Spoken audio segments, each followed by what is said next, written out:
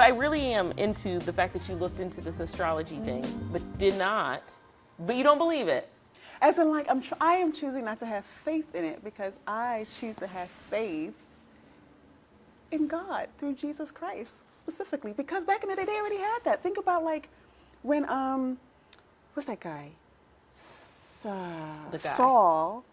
Okay, before he's Paul. No, before Saul. David and them. Oh, okay. They try to wake the prophet Samuel up. They got a medium Okay. to wake up Samuel's spirit. And Samuel's like, yo, I was sleeping. Like, that was my version. That's your version.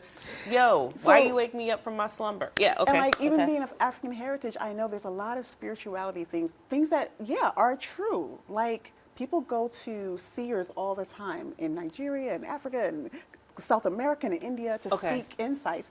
It's true. But what's the source and what's my faith in? That's where I'm kind of, I This went really is a deep very so quickly. interesting, because it's a conversation. Is this being recorded? Oh, yeah. Yeah, he's been recording us the whole time. Lord, oh. It's only a slight invasion of privacy. We need to do a whole segment on invasion of privacy. What rights do you have? No, it'll be a good clip. But I am. Oh, I'm still gonna be part of this? It might not be part of the episode. It might just be a fun teaser for people to watch the episode. So I think about it though. So you think about it, but you don't. I'm really into this. To me, faith is a choice. Okay, I don't disagree. Faith is a choice, but you haven't said you. It's not. It's real. Confirmed. Well, think about like astrology, like the predictions for the daily thing. Horoscopes. Horoscopes. Yes. I don't read those. Why? I don't know. I mean, because I believe in self-fulfilling prophecies. And so I'm a little leery of reading something and then making it come true because I believed that it would. Yeah. So I used to read them after to see if that's how my day went. Yeah. And then I kind of got out of that. So how did it go? Like sometimes it was true. Sometimes it was kind of like, eh. Yeah. So, so I think there's probably something to the way these celestial bodies are organized and its influence on how we are, but I don't want to put my faith in it because a lot of people do. They navigate their lives through that. Oh, I'm having a bad mood because Mars is in retrograde, or Mercury. Yes. Mercury's in retrograde. Because we just got out of one. I didn't realize it. Okay, you would know. Because it was just the eclipse, and it was like people were like, "Oh my gosh, I'm feeling funny," and I was like, "I don't feel any of that." It's interesting. There are moments when I feel like I have a lot of clarity, and there are moments I look up at the moon, because the moon is supposed to be like the ruling planet of the Cancer. Okay. And I'm like, is it you? Interesting. But you still said, I don't believe in it. I won't put faith in it. I won't put faith in it. But I think that there's some veracity to the science of it. I'll say that.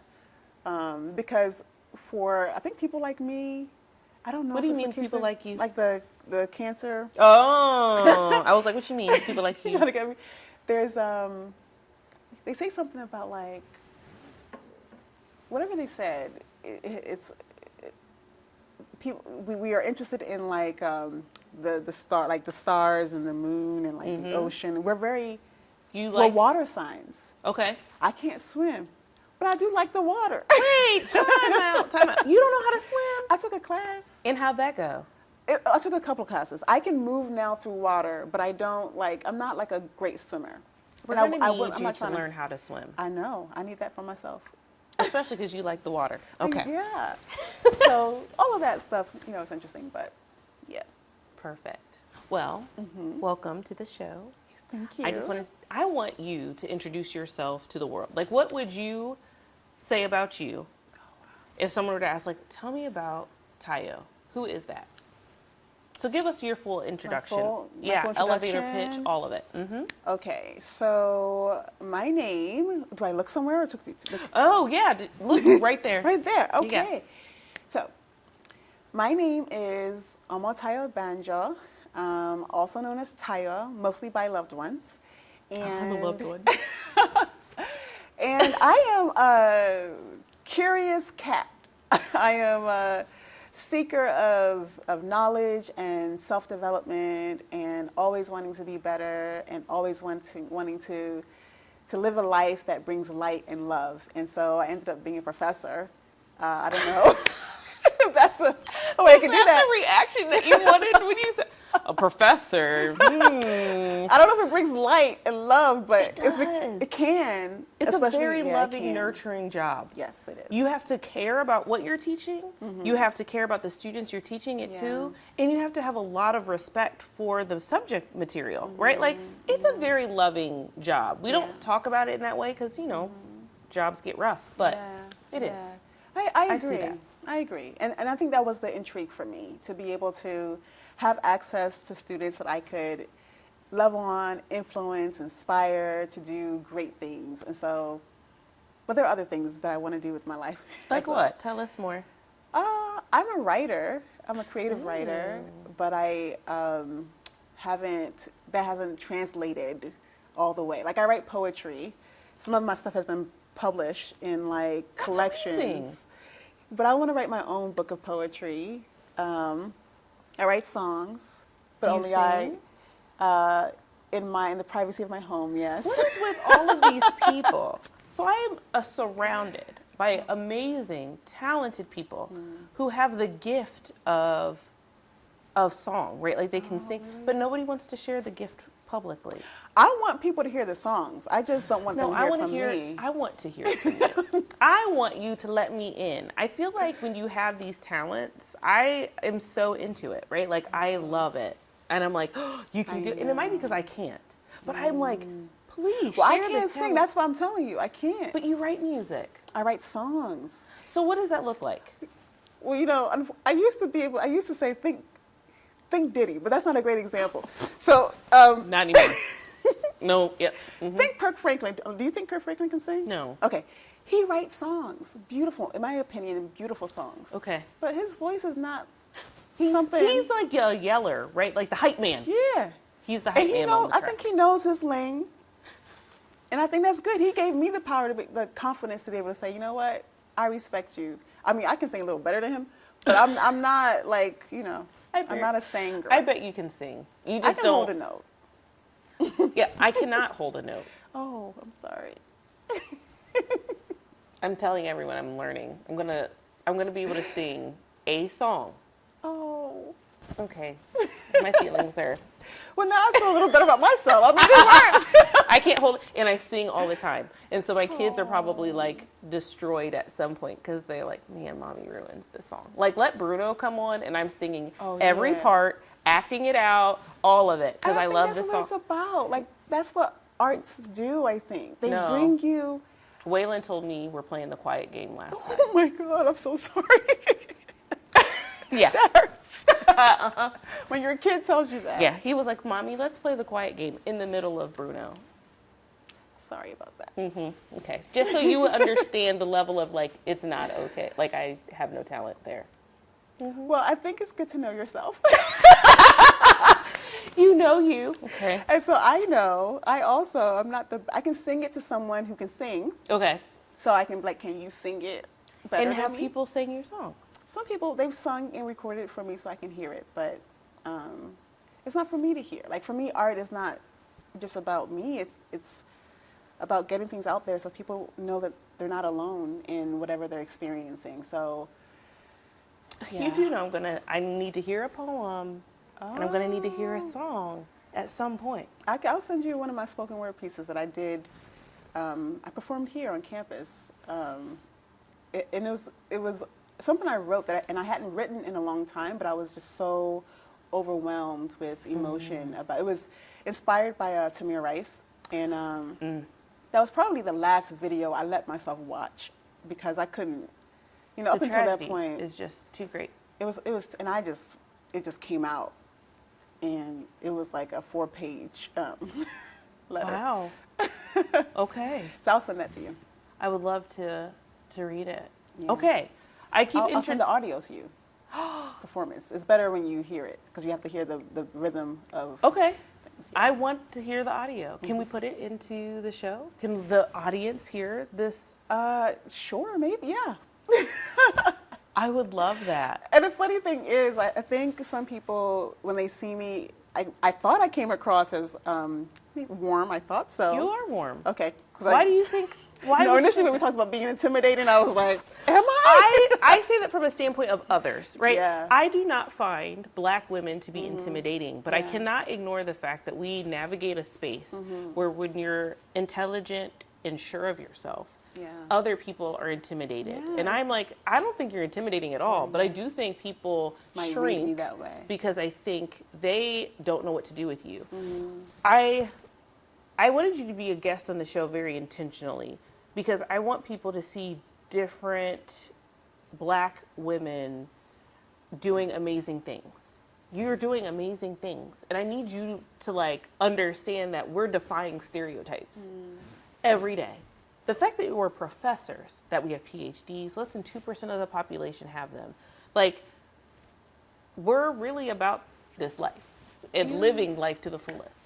And I need to, it's good to have this conversation because I think I don't receive that enough. Please receive this. It's a challenge. Amazing. It's a challenge. I think I'm a very, I guess because I'm always seeking the next, gotta be better. Very rarely do I take time to just sit down and be like, you did this. You did that. Like, you know. You're dope. And when I do, it's a great moment and then I forget again and I'm like, but I haven't done this and I haven't done that. And oh yeah, no. You're dope. It's a bad habit I gotta work on. So I'm hoping this conversation will help me stick we will send you this so you can remember how amazing you actually are. And I say that too because I do a lot of different types of methodologies to understand perceptions of people.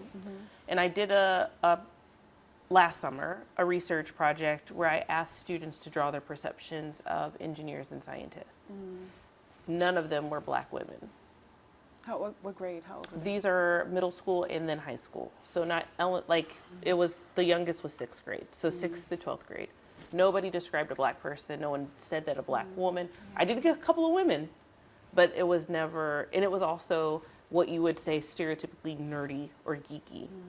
And like you can be cool and be in science, whatever cool is, right? Like it can look something different. And I just want people, when they think of a Black woman, their first thought can be more than whatever is stereotypical right now. Yeah, I totally get that. That's why I'm very intentional about the shows my daughter watches. Ooh. And the books she reads. There's this one book, Little Dreamers, or Dream Big Little One. I know what you're talking about. And it has like little. And is it the characters? Yeah. Yeah. Okay. And so there was one on Wilma Rudolph, I think, and another one on Florence Floja. I always get her mixed up with Jackie Joyner Kersee. Oh yes, they're related. They're sister-in-laws. Exactly, and they ran at the same time. Yeah. So like people like always. So it's not just me. Okay. No. People always do that. And she didn't read about Simone Biles, but I remember we went to the African American Museum. In D.C. In D.C. and she saw Gabby Douglas, a picture of Gabby Douglas, and something about Simone Biles. She wanted to be a gymnast. So we did that. We did that. Now, I'm assuming those days are done. Yes, they're wrapping up. You're like, wrap that up. Yeah. And now we're into track. But yeah. the thing that is motivating her is that she saw these Black women doing it. And it means a lot to me when she sees images of herself doing great things because that narrative, boy, I tell you, it is so dominant because regardless of how intentional I am with what she sees, there's still that idea in her mind that it's cultural. Straight hair and a certain kind of look is better. It's still there. Okay, so that's interesting. You're locked. Yeah. What does she think about that? She's looking into it more. She's thinking about it more. Okay. I remember when she was maybe 3, just a newly 3-year-old. Yeah. And she was at a daycare where she was the only one. And I was doing her hair, and she said, "Mommy, I want like this." And I said, "What do you mean?" And she said, and she named someone in her class. And I was like, "Oh no, we're not having this." I mean, I may have overreacted, but I pulled her out. I found another place where she would be at least one of 2, one of 3. Yeah. And at the time, other people had, she liked Frozen, so she had seen Frozen, so she fell in love with Elsa. But at that time, then I became really intentional about it, and I got her all these books. One book is Princess Hair. Yeah. Got her some other books, And so now she still wants length, because now she's like, can I lock my hair? Yeah. But it's not like she wants it to be straight, because I talk to her a lot about, like, your hair can do a lot of things. Yeah, like, it's versatile. It looks straight. You can curly, it's curly, it's afro. Don't get me started. You can have it locked, twisted. So lately, and she's 6 years old now. Lately, she's been talking about, like, can I get it locked maybe? Because I think at the end of the day, she wants long hair. She wants long, whether it's locked or straight and I think she's curly. moved to that versus like thinking that having straight hair is better. Because I think at one point she thought straight was better and like having a certain texture is better. But I think she likes her texture now. Okay. She knows it can do a lot. She just wants it to be longer. And I get it. I mean, I did locks because I wanted more length. My hair was natural. It was out. And I was like, nah, I want more of a... You're like, I don't want the gravity. I want the... Yeah. I get it. So I think she's there. Okay. But it's still, no matter how intentional I try to be, that imagery is still there in their consciousness because it's in the TV shows still. I can't control what they teach her at school, what they show her at school. Ooh, you're saying a lot right now. I mean, in their examples and their worksheets, her friends, what they might say. So it's there, and I have to constantly fight it and prepare her to choose loving, self-love, loving herself. Self-love. Yeah. This is interesting, though. So you said 3 things that I'm like, I need to ping about. Okay. Being a professor has influence, which is also why higher ed has been under attack because they know how much influence professors actually have. I would love to hear your thoughts on that. You talked about representation. You study representation. I would love to hear more about how that, because you, as a person who studies it, then you actively in your personal life are trying to ensure representation is there for your daughter. But what are we doing wrong, right? Like, and why is there if we know how important representation is, why is there such a lack of representation on our TV, in our classrooms, which is the next thing. I can't control what my daughter hears at school. But it's interesting because isn't that what one of the biggest fights in the country are at the moment? Yeah. Oh, wow. So those 3 things, I'm like, okay, we got to talk about it. So 3 different episodes, or no, girl, right now. You in the hot seat. So I'm like, I'm curious about the influencing one, right? Because you started your introduction, even had like, I'm a professor, right? And I wanted to bring light and love as a professor. Not sure if you were doing that, but the influence. Yeah. I mean, in my classes, the main class I taught was media and identity. My research interest is in identity, which is why representation is what I study. And I would go through the gamut of identities and talk about how the media portray certain groups and how we are carrying these stereotypes about these groups and how we interact with the stereotypes and how some of us internalize the stereotypes. And then by the end, it was uncomfortable for them, especially when I got to the race thing. Ooh, yeah, I can only imagine. Once I talked about, like, well, what is race? And I have a unique story because, as I always tell them, I lead with this, and I don't know if many people understand it, unless you are a child of an immigrant, but I say, I didn't know I was black until I was 19. My best friend is Jamaican, first generation American. And it's like, I had no idea what black was until I got to college. And people really, she's like, I'm not black, I'm Jamaican. Like it was a mind shift for her. Yeah. And interesting. And I want to clarify because I know, given the tensions between black Americans and black immigrants, oh, you didn't know you were black. No, it's not that. It's my identity wasn't that. My identity was Nigerian because my parents came from Nigeria. We ate certain foods. I mean, I heard a different language at home. So I lead with that. And I tell my students, this is how I know that race is a social construct. How do we know what black people are, what black people do? People are people, and we are products of systems and our family systems and our cultures. And there are some things I think that are unique to all of us in the diaspora that I think we should be proud about. But so I lead with that, and then I talk about, well, within the construct of whiteness, there are these hierarchies that that are organized in a way that uplifts a certain group of people. And that's when things get tense in the classroom. And, you know, because it requires accountability for people who are categorically white. But I tell them, even you, like, you had a heritage, a Polish and Irish, Italian heritage that now some of us, well, you are now subscribing to this idea about what it means to be white, what it means to, and so we learn these things. And so my hope by the end of the class is to then tell them, like, we're all sort of we're products of these systems that are created to divide us. But we know that these are systemic kinds of things. We know that producers get around the table and they make these sometimes conscious or unconscious decisions about when you see a black character, they're going to talk a certain way. We know that this is intentional. Okay, yes. Right? And so if I can educate them about the intentionality around who we see, who we don't see, what kinds of decisions are made, I hope that they could be more empowered to say, the person I know is not like that. And then I end with a cheesy, like, basically, let's love one another. But is that cheesy? Well, the way I say it, I do believe it. I tell them, like, it's not cheesy. I tell them love, in my view, and I got this from, I always got to cite people, because, you know, as an academic, well, some academics don't cite people, but that's another story.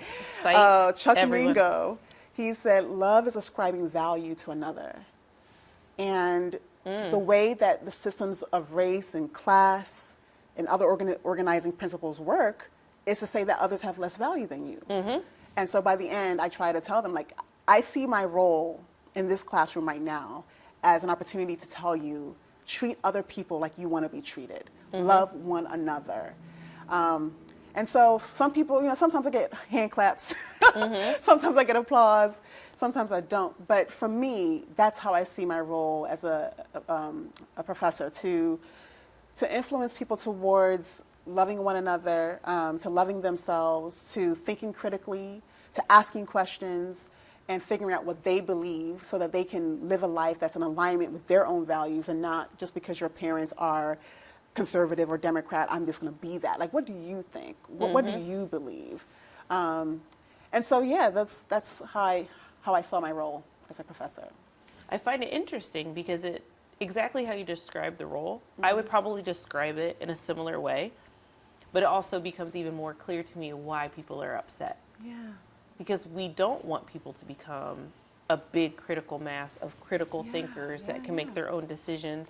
Not because they don't want that, but that also is scary because it means that things would change. It means you can't control them. You can't control. I love history, but I always forget the stories. So I can't remember, but I mean, just think about the burning of the libraries in Alexandria. Yeah.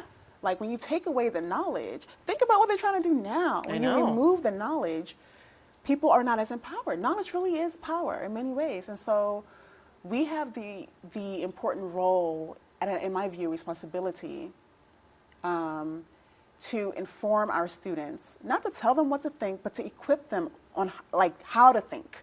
Yes. And that they can think. How to think, not what to think, how to think. That is the key. Yeah. That's the key. Yeah. So I think that's the value of our roles as professors, as educators. So this is the other thing. You talked about what you study. I study representation. You've seen it in your personal life. My daughter wanted to be a gymnast. She saw Gabby Douglas.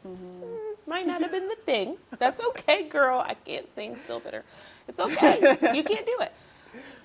But track is now a thing. And you said two amazing women who are track stars and legends.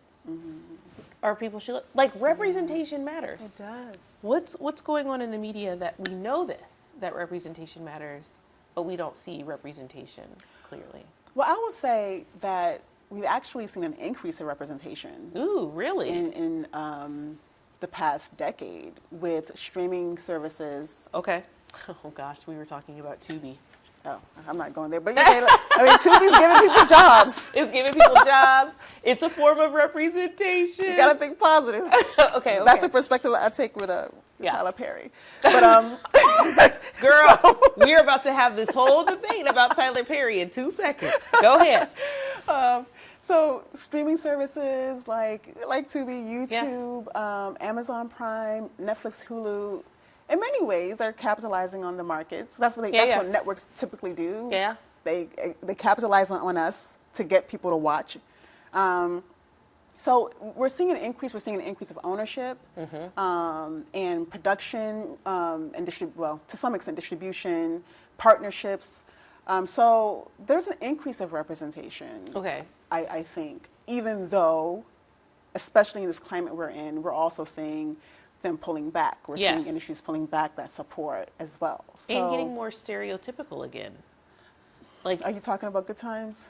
Yes. Black people wrote that. I mean, that's a whole. I have questions. Look, I'm like. I have questions. One of the other things I do. Some things are good back in the past. I know. They just leave things alone. Like, why can't this come out again? That's a whole other thing. Yeah. But I co-founded a consulting company. Okay. Called Uncommon Eye, and my co-founder, she did a review because I was like, I'm not watching it. You're like, I'm not even going to. So you go ahead and do that. And so we do this often. We look at films and television shows produced by Black people, oftentimes featuring African Americans or the African diaspora, and we give our feedback on it. And that was one of the things we reviewed. And so yeah, I mean, in many ways they're going backwards. I could speculate as to why all those things are happening. Okay. But what I do want to point out, though, is we've seen much more like diversity of representation, and we've had much more access to historical information, like through social media, all the TikTok videos and things about like, did you know the first person to create a traffic light? Did you know the person who did a GPS, a Black woman? And we're learning more. And what I find about the beauty in that is we are seeing, I wrote a poem called Wolverine, and in the last line is like, no wonder why you're mad. Because no matter how much they have tried to put Black people down, whether it's from the continent or here, we keep rising and keep thriving. We just keep doing it. We keep regenerating. And I would hope that we don't internalize the lies about us or the narratives about us that have been more prevailing, and also at least consider what we have done and what we are doing as well. And I think that these stories have the potential to do that. So this is interesting because not believing the lies means that you have to have access to the truth. And I don't know if we have equal access to the truth. You're right. We don't have equal access. I think we have more access than we did before. But you also then have to be a critical thinker to know which thing is the lie and which is the truth. Have you ever played that game, Two Truths and a Lie? Yeah. How do you know? Well, I mean, that's why I reference all these TikTok videos, you know, all these influencers who get on and during Black History Month or even outside of it. And they are educating the community, yes. Yeah, and I think people are likely to listen to them compared to me. But TikTok's about to be banned. I know. I mean, they really trying. It's a lot. Books are getting banned. TikTok is getting banned. And TikTok is I don't know if it has bested Google as the #1 search engine, but it's rivaling. Most people get their news and information from TikTok, and it used to be Google. Yeah. It's an interesting, and it's about to go away. So what does that mean for our youth and those who use it? Because it's not just a youthful tool. Yeah. Lots of people are on there, but yeah. I think it's our job, not just, I mean, again, I have like a very clear bias towards this perspective as a professor, but I think it's all of our jobs to educate the future. I mean, somewhat of a side note, I'm going to put my dad on blast. Okay. Because my daughter, they called her professor. Oh. Because she taught her students, I mean, her classmates, she's taken a class in Yoruba, which is a language that her father speaks, my parents spoke. I'm not the best at it. Yeah. So I put her in Yoruba class, so she teaches her classmates after recess. And so they just kind of call her professor for fun. And I told my dad, and he says, why do they call her that? He didn't seem happy about it. And my sister is a teacher. She's a high school teacher. I think now she might be a principal. And I said, well, he said, well, we have too many teachers in the family. And I said, well, if I was a medical doctor, if she was a medical doctor and I was in the medical sciences, how would you feel about that? He said, being a professor is not a distinguished job. And I was like caught off guard. Look, Dad, we got to have a conversation. The thing about that I found, because my dad is a nationalist, like it's because of him that I think so much about race and identity. Yeah. And I haven't had this conversation with him yet, so sorry, Dad. But like, in ancient civilizations, especially ours, it was the griot, it was the educator that was valued, and still in Nigeria, like in many places outside of the West, professors are esteemed, but like you learn through telling the story, like the stories you heard. Storytelling is one of the most influential, critical skills of our lifetime. Yeah, and as I understand it, community leaders they saw it as their responsibility. And you didn't have to have a title, but if you're older than the person next to you, it is your responsibility to pass that knowledge down. Yeah. And so I take that perspective. I think we all need to be able to share our information, share what you know, because they're trying to erase reality. And either we share the information through the stories we tell one another through conversation, or the content we create, the work that we do. Yes. But we have to put it out there so that our kids know. I love that. Okay, we need it. But there is a storyteller that you don't care for that I will always champion, and that is Mr. Tyler Perry. Oh, okay. You're like, I don't care for Tyler. So I have to give this disclaimer. Okay, are you cousins? No. You related? Tyler, I'm your long-lost cousin. Cut me a check, homie. No, we are not related at all. But I have so much love for what he has been able to do for the community that it's deeper than the stories that he tells. Then we're on the same page. Okay. I would say love, I would say appreciation and respect. I love people, and so I'm going to give him that. Like, I love Tyler, and I can't say it's unconditional. I want to say I love people unconditionally. I don't know if I've gotten to that level yet, but I think what he has done is more than commendable. For sure, I agree. Like, no one else is doing that. For Black people in the industry, making sure that they get paid their worth, he does that. Because he's doing that. He gives people a start. He gives people a job. Like, and a lot of people forget that. Like, half the Black actors and actresses that we want to, they're so amazing and that you love and appreciate. It wasn't the other directors that were putting them on and making sure that they got taken care of, including Cicely Tyson, including Taraji P. Henson. You wouldn't even know who they were.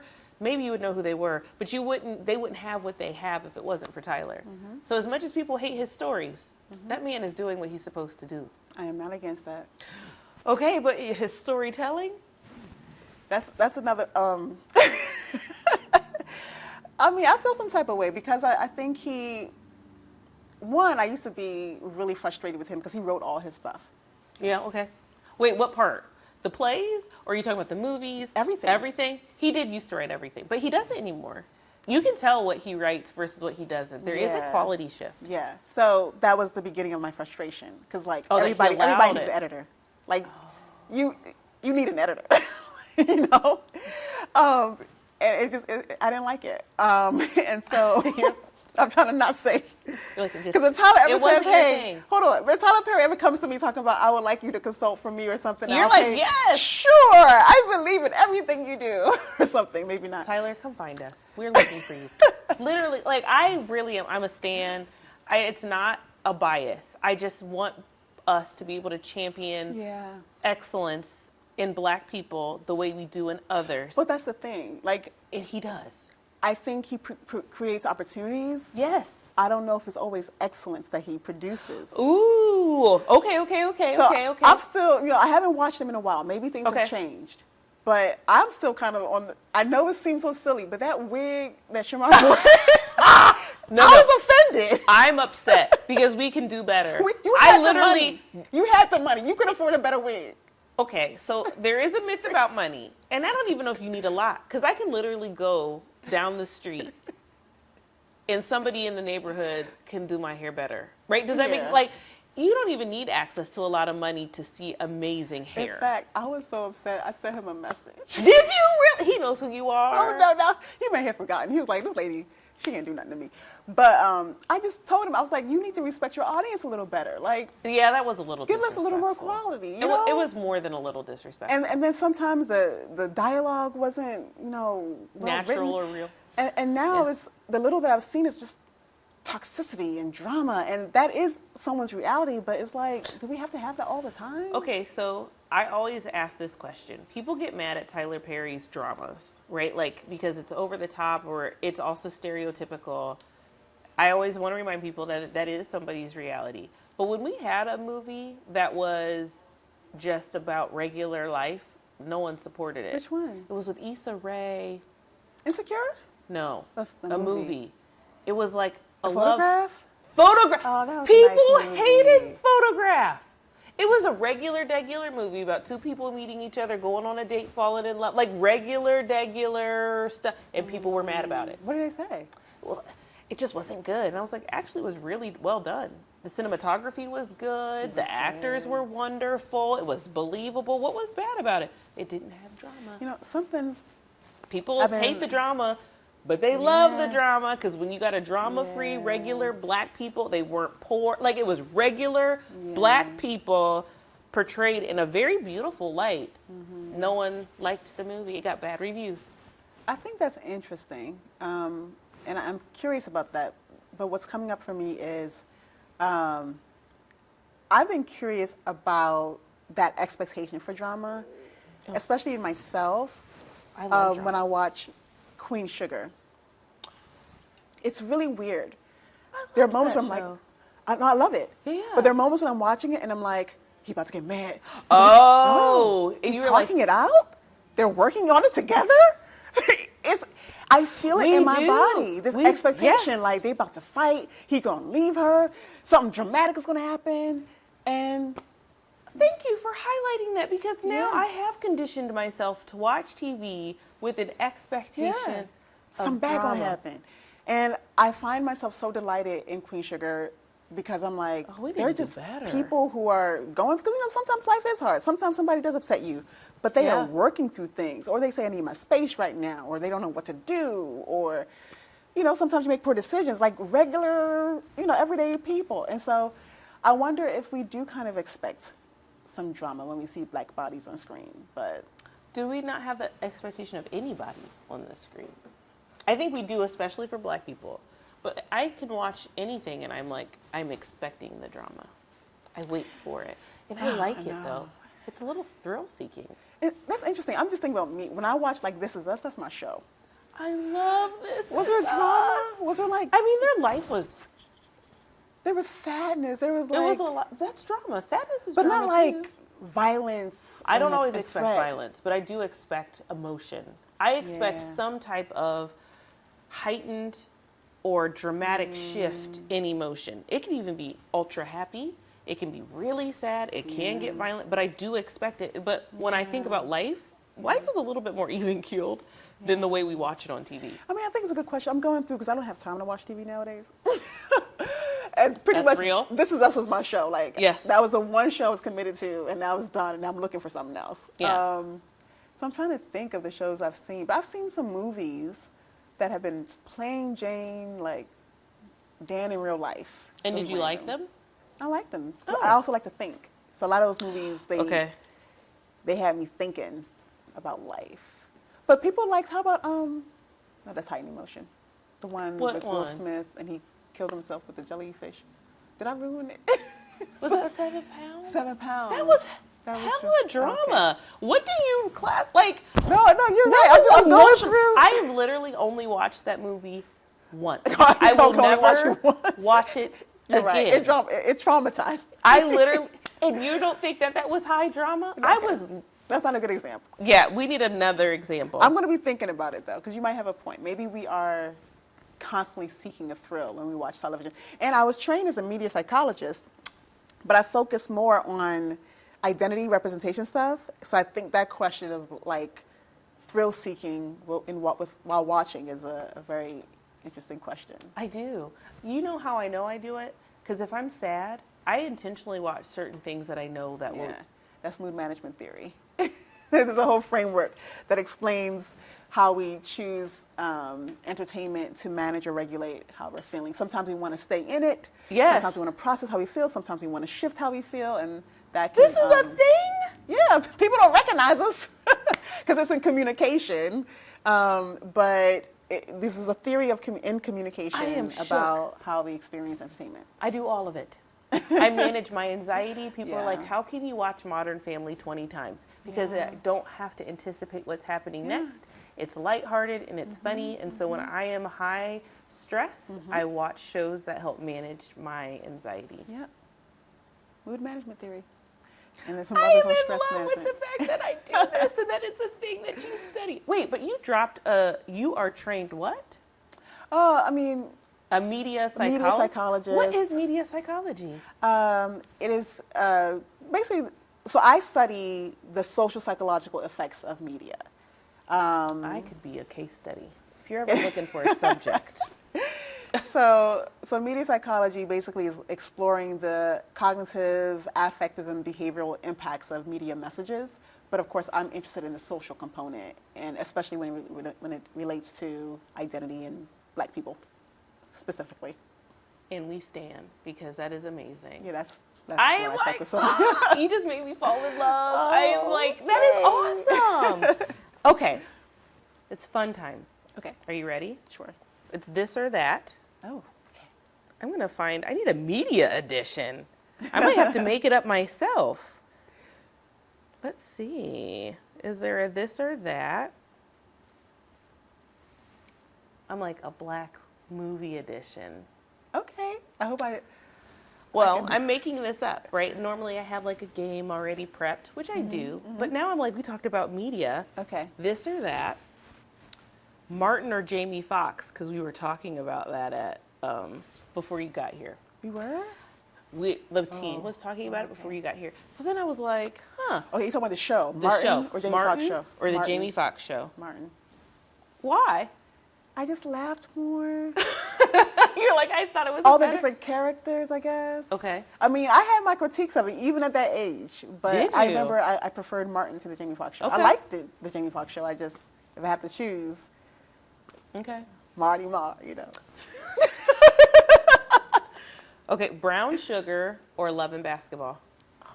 Tay Diggs. I mean, he's in both. And it's because he's in both. Okay. I would. No. No, he's not. Omar Epps. Omar Epps. And then Tay Sanaa Diggs. Lathan. Sanaa was in both. She's in both. I'm choosing her. You had to pick one movie though. But it's because she's in both of them. So you're gonna pick Brown Her. Sugar. You can't pick her. You have to pick the movie. Brown Sugar or Love and Basketball. I don't like this game. Too bad. Okay, we will do Love and Basketball. Okay. I'm judging you. The older I made me get, choose. I did make you choose. But the older I get, the more I realize Love and Basketball is a horrible love story. Oh yeah, they were back and forth. But in Brown Sugar, like It wasn't a bad love story. They just kept missing each other. maybe It's a I'm little getting, lame. I'm getting him mixed up with The But- Best Man and how he treated her in The Best Man. Wait, The Best Man? No, The Best Man. Are you talking about Lance? Lance and how he did his girl? So with the way Tay Diggs and Sanaa Lathan were married in The Best Man, and I just felt like he was selfish and like he was all about his career. I mean, you're not wrong. He was kind of a. So I don't know horrible if that's husband. what I'm thinking about with Brown Sugar. I don't remember their relationship. I In Brown remember Sugar, they were hip-hop. friends. They were best friends. They bonded over hip hop. They watched the birth of the hip hop movement together. I think they both liked each other, but didn't know that they liked each other. Yeah. They kind of tried to live separate lives, but be besties. And then they find out. So he wasn't a jerk to her? Because again, I'm getting his relationships Not really. confused. I don't feel like he was a jerk to her. I just think he never saw her as an option, which could be mean sometimes. Like, why am I not an option for you? But Well, I I don't chose Love and Basketball because it's a cult classic. Yeah, that was my rationale. Since you made me choose. I'm not mad at your choice for real. I just was like, the older I get, I was like, dude, did you even really like Monica? I know, right? I don't and think forth. so. Pretty sure she was third choice. Yeah. Something about that bothers me. Yeah.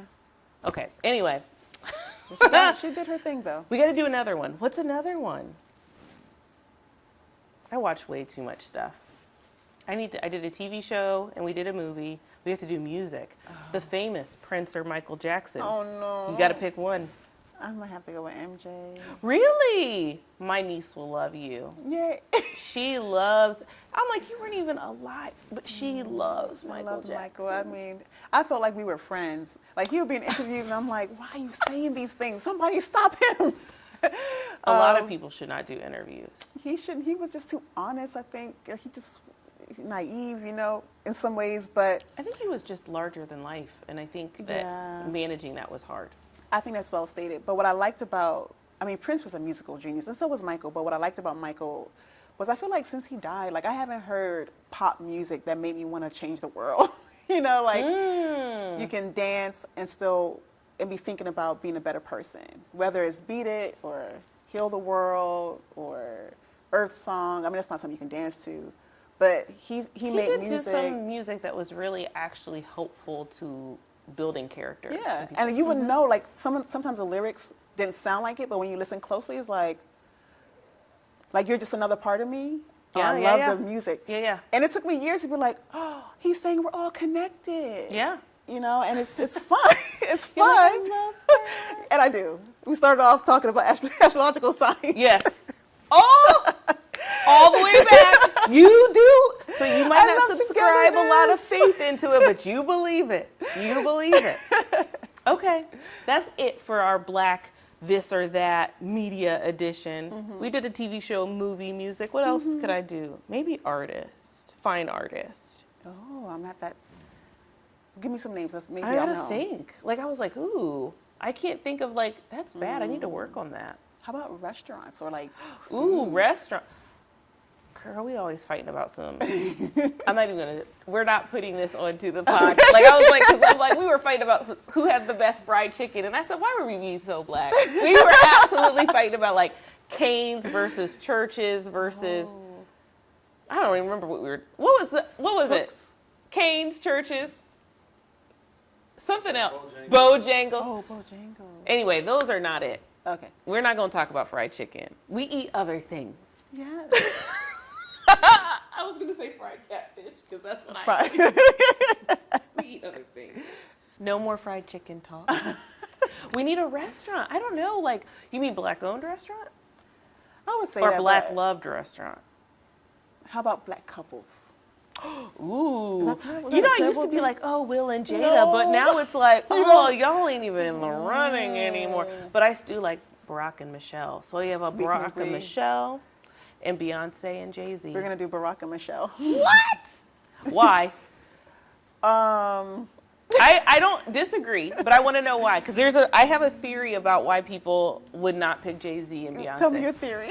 Why they wouldn't pick them? Yeah. Because they know about the elevator and her sister beating. If they never would have come out with the albums to talk about him cheating on her, would people feel differently? Because they have built an empire that includes their kids. And I think that's the thing. They've built an empire. You don't like that?